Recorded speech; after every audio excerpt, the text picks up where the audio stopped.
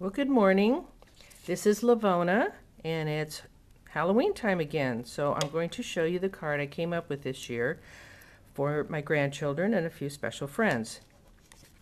This one has was embossed with the Cuttlebug with a haunted house on the front, and the inside has this cute little googly-eyed pumpkin, Happy Halloween, and a stamp on the side, and you put your sentiments right on the edge. So let me show you how we put this together.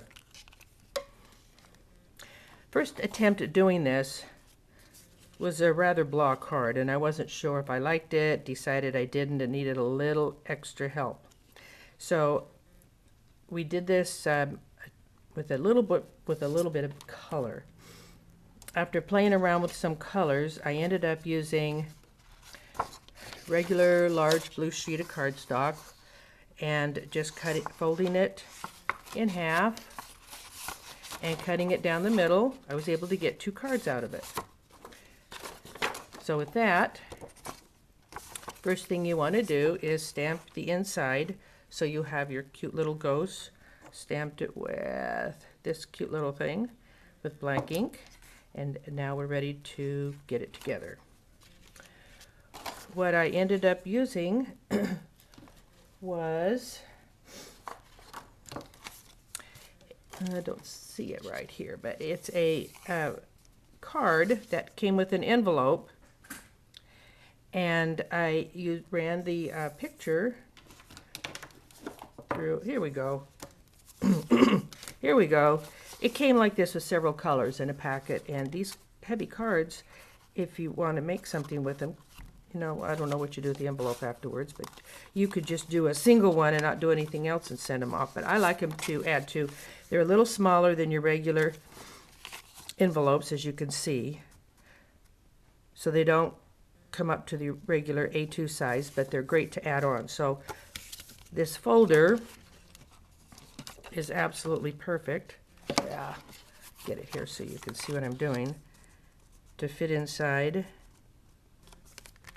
and run it through your Cuttlebug, and you come out with a beautifully embossed blank one. So with that, you're going to decorate it. And what I ended up doing on this one was starting with highlighting some colors on here. I used the pad with multicolors on it and my little finger sponges. And with that, I was able to get very carefully sponge out the top, a little bit on here, a little blue for the moon, and the gate. If you do have a mistake with the getting on the card itself, and not just the embossing, you can use an eraser very carefully. After that, I went ahead and used black pen for the bats. I used the yellow to go in for the windows to get the extra color to pop out. I used the silver sparkles, which I dearly love sparkling a card, on the moon, and the gold sparkles made the windows pop. And a little bit of, maybe it was the silver or blue, whatever. You just pick your colors and do whatever colors you like.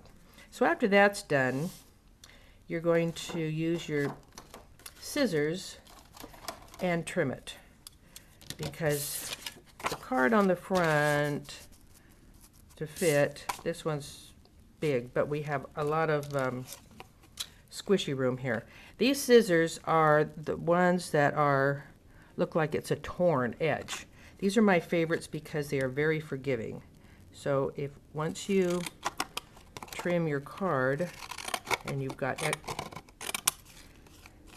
go around all the edges. No time flat, you'll have this card trimmed right down to the size you want.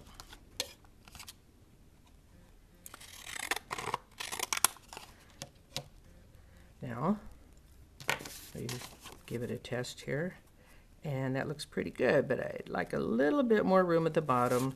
And like I said, these are very forgiving. So I can cut it just a little bit more. And if you feel like, oops, which this one doesn't look too bad, but you got a little crooked, you can just snip off a little bit in the middle and voila. It looks the same. It's absolutely awesome. So now you're going to take your card and you're going to glue it on the top. So now you've got the one glued on the top. So here we go, and we're going to stick it on the front of this. And by camera magic, it is done. So here we go. Now we're ready to do the inside.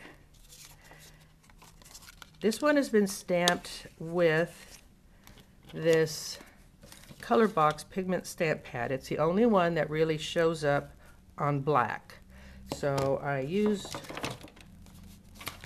you know, a little, oops, here we go, Happy Halloween stamp.